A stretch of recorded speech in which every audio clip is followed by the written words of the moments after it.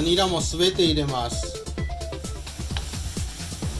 皆さんこんにちは、チャッキーです。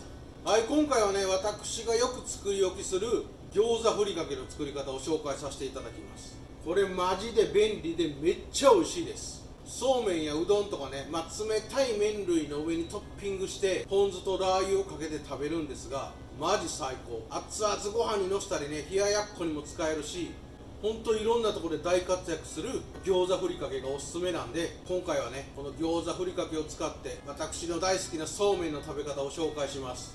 これ一回作って食べていただいたら分かるんですが、餃子やってなるぐらいねマジうまいんで、ぜひ一回作ってみてください。それでは一緒に作りましょう。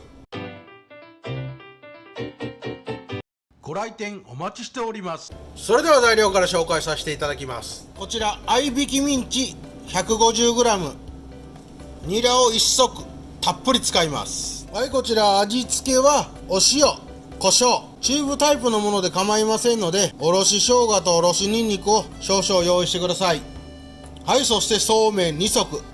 今回はねおそうめんでいきますけど、おうどんやご飯なんかに使っても美味しいので、あっという間にね餃子風になって最高なんで、ぜひ作ってみてください。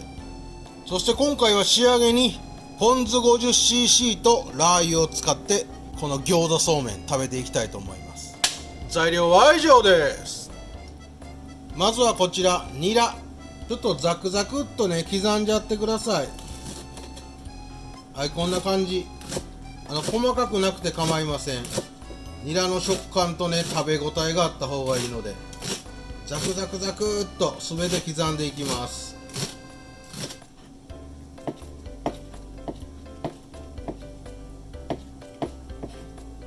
はい、こんな感じでね全てニラ刻んじゃってください。はい、そしたらお鍋を用意していただいて油を引くんですが、今回は風味が良くなるようにごま油でいきます。ちょっとたっぷりめに大さじ1杯ぐらい入れてください。はい、この状態で全体的に少し広げてなじましてあげます。こちら合いびきミンチすべて入れてください。でこちら先ほど刻んどいたニラもすべて入れます。はい、ここにチューブのおろしニンニク、おろし生姜、この辺はお好みでちょっと入れといてください。小さじ半分から1杯ぐらいで構いません。はい、あとねお塩と胡椒で軽く下味をつけます。あんまり塩しすぎると辛くなっちゃうんで、軽く下味をつける程度で構いません。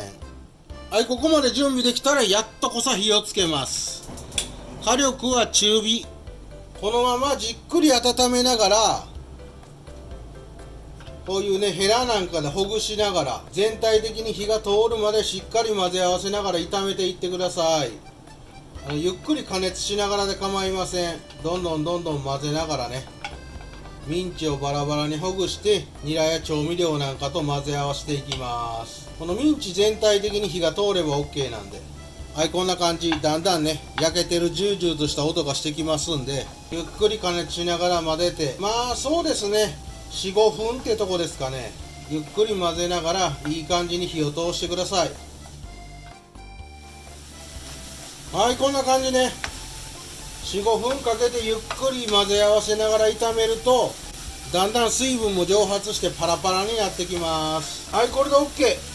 この状態でね冷やして冷蔵庫で保存しといたら3日から5日ぐらいは日持ちしますんで、餃子ふりかけぜひ作ってみてください。はい、あとはね火を止めてちょっとこのまま置いておきます。はい、今回はねおそうめんを湯がいていてトッピングするんですが、うどんやご飯にのしても美味しいです。ということでまずはねおそうめん普通にご自身のお好みの硬さに入れてください。おそうめんねお湯に入れたらさっとかき混ぜてひっつかないようにしてください。あとはね1分から2分ぐらい自分の好みの加減に茹で上げてください。よいしょ。おそうめんが茹で上がったらさっとお湯を切って水でしっかり冷やしてくださいね。はい、こちらおそうめん器に盛り付けましたら、今回のね美味しい食べ方、はい、こちらラー油。このラー油をお好みで構いませんので、私はね6、7プッシュしときますわ。ちょっとねしっかり混ぜ合わせてラー油とそうめんをねなじましといてください。こうすることでそうめんもひっつきにくくなりますんでね、一石二鳥ですわ。はい、そしたらこれたっぷり作っといたこの餃子ふりかけ、これマジうまいんでね、ぜひほんま作ってほしい。はい、そうめんの上にたっぷりかけちゃいましょう。はい、もうドカッとのせる。最後の仕上げね、ここで登場、ポン酢ちゃんを上からできるだけミンチにかかるようにしながらそうめんにもかけてください。はいよ、これで完成。もうこれマジで餃子です。もう一度食べたら分かりますが、やみつきになります。あとは全体的に混ぜながらおそうめんと一緒に食べてみてください。餃子やんってなりますね。マジでおすすめなんで一回作ってみてください。それでは今日もいただきます。